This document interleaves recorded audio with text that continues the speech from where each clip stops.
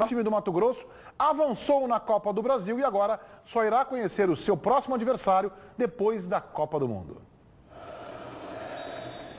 Inter e Cuiabá no Beira-Rio. Uma partida inesperada, afinal o favoritismo colorado sugeria a classificação no jogo de ida. Como o placar ficou no 1 a 1, o Inter atacou logo de cara para tentar agradar os 25 mil torcedores presentes no último jogo do estádio antes da Copa do Mundo. E os colorados quase não acreditaram que o Alan Patrick perdeu essa chance. Mas não teve nenhum motivo para desespero, porque o Rafael Moura deu o passe e o Alex abriu o placar. O Cuiabá cresceu no jogo depois do gol. Quando o Luiz Eduardo desviou a cobrança de falta, Dida fez grande defesa. Dei a bronca, claro, no intervalo, mas o que eu pedi é que não ficasse aquela impressão dos últimos 20 minutos. E a impressão foi muito boa. Depois do intervalo, o Inter voltou ligado outra vez. O Arangues, que o diga, cruzou na medida para Rafael Moura fazer 2 a 0. O Cuiabá foi de novo para o ataque. Lançamento para a área colorada e o Dida estava lá para defender. Assim como o William, que evitou o gol de D'Alessandro. Tava difícil para o camisa 10. Ele ainda fez esse cruzamento que o Alex quase chegou na bola. É que a noite era de outro gringo, era do Arangues, que ganhou da marcação na corrida e achou o Alex. Segunda assistência do chileno, segundo gol de Alex, terceiro do Inter. Melhor fisicamente, entendendo um pouco mais as ações táticas, me sentindo mais confiante para executar tudo isso, acaba possibilitando chegar na área para fazer isso que, graças a Deus, é dom divino. Mas também teve passe para gol do D'Alessandro. Cobrança de escanteio e Fabrício marcou o quarto. Pensa que acabou? Pro Inter acabou mesmo. Não para o Cuiabá. Alan Popó descontou. A beleza do futebol é a simplicidade. Valeu porque eu acho que ficou de bom tamanho. Se no primeiro jogo o Cuiabá surpreendeu, aqui no Beira-Rio o Inter confirmou o favoritismo e se classificou. A terceira fase será disputada depois da Copa do Mundo. Tempo de sobra para os colorados estudarem o próximo adversário, que será o Ceará ou a Chapecoense. O Ceará teve uma vantagem importante, né? Um apresenta uma viagem longa, o outro é um clube da primeira divisão. Vamos sentir aí, trabalhar na intertemporada e depois tanto faz. A gente tem que estar bem com a gente mesmo. O Alex voltou a ser o Alex. Eu vou aqui de cara cumprimentar a direção do Inter por ter investido e repatriado o jogador no ano passado, que fez um segundo semestre difícil, a exemplo de todo o time, mas que agora com o Abel e claro que com o tempo, né, ambientado, pré-temporada, é o grande Alex. Diga lá, Gabriel. Vamos lá então, vamos começar. Agora o momento Sky. E hoje assinou a Sky na oferta do dia, oferta que te dá acesso a muito futebol em alta definição, ganhou um segundo ponto da Sky, isento de mensalidades. Senhor Marcelo Gama, esse segundo ponto fica restrito ao que eu assisto do ponto principal ou eu tenho liberdade de escolher os canais, por exemplo, senhor Marcelo? Boa tarde, senhor Ribeiro Neto, tudo bem com o senhor? Boa tarde a você, meu amigo, minha amiga. Olha, essa é a grande barbada dessa oferta. Além de pagar só R$ 49,90 na primeira mensalidade e mais nada, esse segundo ponto que você vai receber gratuitamente fica livre. Você vai estar assistindo aos jogos em alta definição, nesse ponto que é em alta definição, e vai estar assistindo a diversos filmes, desenhos, variedades, nesse outro ponto. 2 Skys e uma só mensalidade. E mais, o pacote que eu vou oferecer hoje é um pacotaço. Gente, tem 136 canais. Como o Ribeiro falou, muito futebol, desenhos, variedades, documentários. É programação para toda a família e só R$ 49,90 na primeira mensalidade e mais nada. Mas hoje, Ribeiro Neto, você é que vai liberar a quantidade de assinaturas, Ribeiro. Nossa. Olha que responsabilidade, hein, Ribeiro?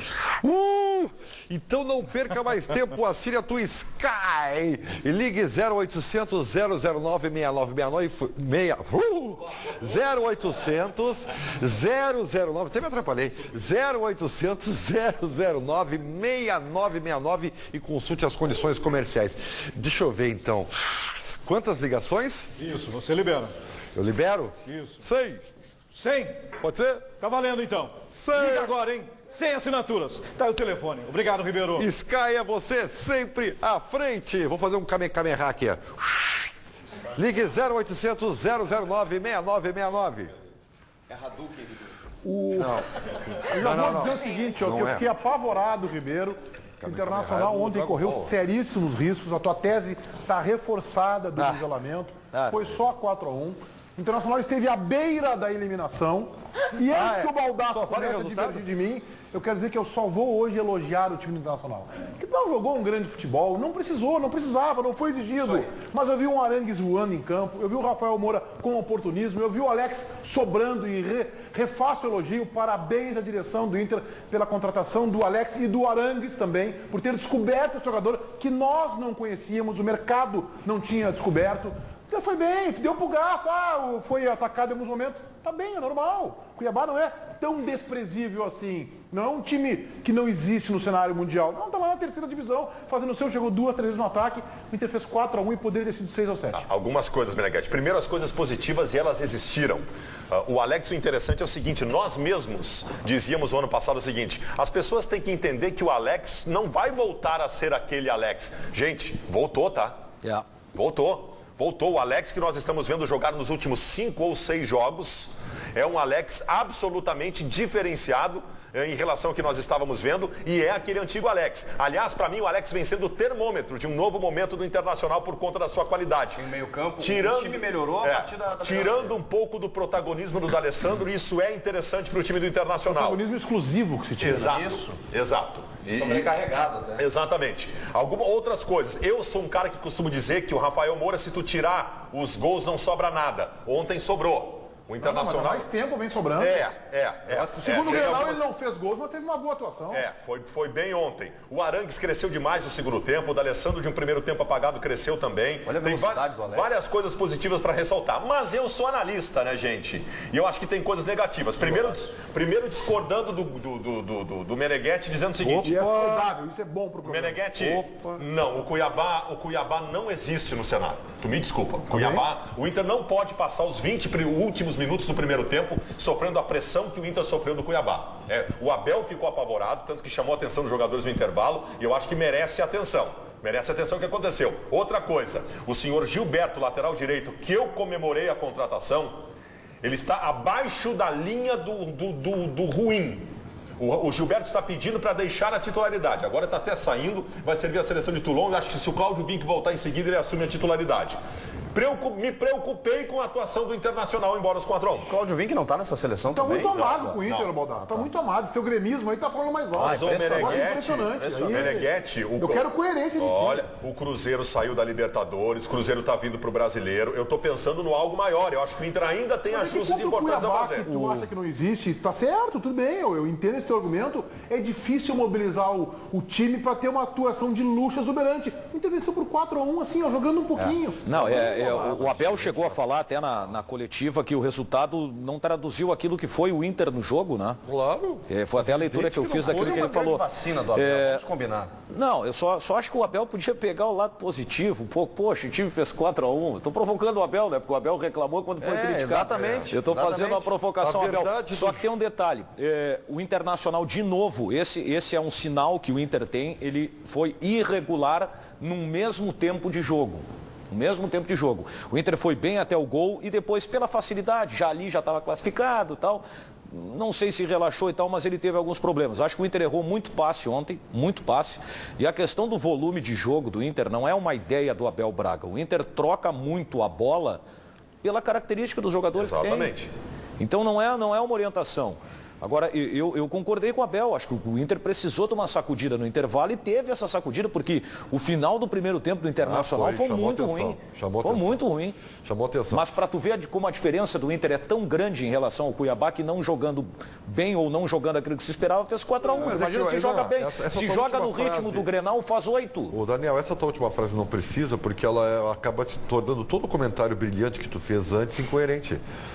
Por que incoerente? Sim, o resultado é o menos importante. Nós estamos analisando o desempenho aqui. Não, eu analiso as duas coisas. É exatamente o resultado que não tem nada a ver com o desempenho. O Internacional não jogou para fazer 4-1. Claro que tem a ver. Mas onde é que tu tá discordando de mim, Ribeiro? Na última frase. Não consegui entender o que tu tá dizendo. Você foi incoerente na mesma frase. Vocês estão muito exigentes. Não, mas é aí que tá. Essa é a minha opinião a respeito do Internacional. Vocês ou algumas pessoas esperam do Internacional algo assim que eu acho que o Inter nunca vai dar, que é um futebol maravilhoso, exuberante. Não, o Internacional tem um time bom, um grupo razoável e que é favorito ao título brasileiro. O Abel, o Daniel matou a charada aqui. O que nós cobramos do Inter não é nada disso, Ribeiro. O que nós cobramos do Inter é regularidade dentro de um mesmo jogo. Só isso. Coisa que o Internacional não consegue ter. Tá, mas o Inter não tem um grupo razoável, o Inter tem um bom grupo de jogadores. Sim. Tem um bom grupo. Está no nível dos outros grupos que estão brigando pelo título brasileiro. É isso aí. Eu acho que a gente pode fazer críticas pontuais. É claro que o Inter não tem tido atuações perfeitas,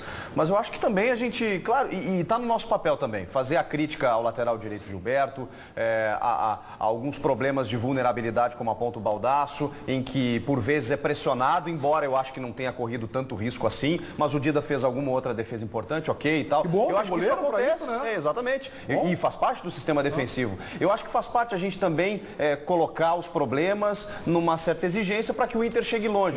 Só que só um pouquinho, né? Olha a campanha do Inter nesse ano. Aí a gente vai avançando e vai dizendo, não, mas calma, ainda não começou o brasileiro, é só gauchão, adversários fracos. Tem que esperar até 15 de dezembro. 17 jogos de invencibilidade. 17 jogos de invencibilidade. Isso é incontestável. Título gaúcho, atropelando o rival, líder do brasileiro. E Meneghetti, o que nós queremos? Que nós tratamos aqui só na passagem, acho que merece ser tratado. O que o Ribeiro usa como argumento para tirar a importância de D'Alessandro no Internacional, na verdade reforça a importância do D'Alessandro no Inter. Os grandes momentos do Internacional com o D'Alessandro foram momentos em que ele, D'Alessandro, não era exclusivamente o protagonista. O time de 2008 do Tite, que para mim é o melhor time do Inter desde a década de 70, tá? O time de 2008 tinha o Alex, tinha o Nilmar e tinha o D'Alessandro. O time da Libertadores de 2010 tinha o Juliano e tinha o D'Alessandro. Em outros momentos o Oscar e o D'Alessandro. A divisão de protagonismo, exatamente, ela potencializa ainda mais a importância de D'Alessandro ao Internacional. Por finalmente o D'Alessandro, eu sempre achei isso. Não tem nada a ver. O D'Alessandro, se tu dependeres exclusivamente do D'Alessandro, é ruim. Aliás, como é ruim para qualquer clube depender exclusivamente de um jogador. O D'Alessandro fica melhor ainda quando ele divide o protagonismo. Isso é tão verdadeiro e o próprio D'Alessandro sabe disso, e eu vou só recuperar uma informação que todos nós aqui temos conhecimento porque ele é pública, que quando o Inter estava tentando contratar o Diego Forlan, o D'Alessandro chegou a ligar para o Forlan, fazendo um lobbyzinho, uma pressão para ele vir, porque esperava que o Forlan pudesse, e eu acho que em alguns momentos ele foi, em outros não, ser um parceiro dele, um pouco mais avançado, mas ser um parceiro para dividir esta responsabilidade de conduzir o time do meio para frente. O próprio D'Alessandro, Ribeiro, quer ter mais parceiros para não ficar ele só sobrecarregado. Acho ótimo. O Inter conquistou títulos. Só que eu estou dizendo isso há muito tempo, né? E eu fico muito. Só que tu não pode pegar o D'Alessandro agora dizendo isso. Há muito tempo. Há muito tempo eu estou falando que um dos grandes problemas do Internacional era ter o D'Alessandro que não tem estofo para ser o único. Essa é uma bobagem, tu diz. Essa é uma bobagem. Isso é uma bobagem. Tava indo bem. Aí já é uma bobagem. Grande mas bobagem. eu estou tentando te mostrar que tu não entendeu. Eu e o Baldasso fomos educados contigo. É que isso tu dizia, todo mundo sabia, todo mundo já dizia há muito tempo. Inclusive o D'Alessandro. Achava isso. Então não tem uma novidade. Agora, dizer que ele não tem estofo e tal, é uma bobagem do tamanho do Beira-Rio e da Arena. Não tem nenhum cabimento. Democraticamente divide. Não, isso é que é baseado num erro de informação, né? Qual o erro? De simplesmente ter ficado cego nos últimos 5 anos. Se tu não percebeu os números do D'Alessandro até agora, isso é um erro de informação. Eu não vou. Os números do D'Alessandro, porque os números do D'Alessandro mostram que ele é o jogador que tem mais estofo entre todos que passaram pelo Inter nos últimos 20 anos. Eu não vou. Vocês vão me desculpar, mas... Vou ter que então repetir. Quando eu falo que ele não tem o estofo, é que ele não tem...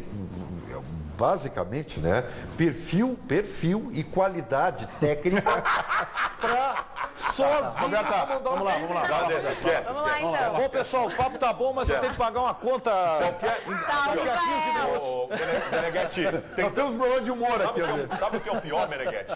Tem várias coisas para criticar o D'Alessandro, tá? O D'Alessandro ontem no primeiro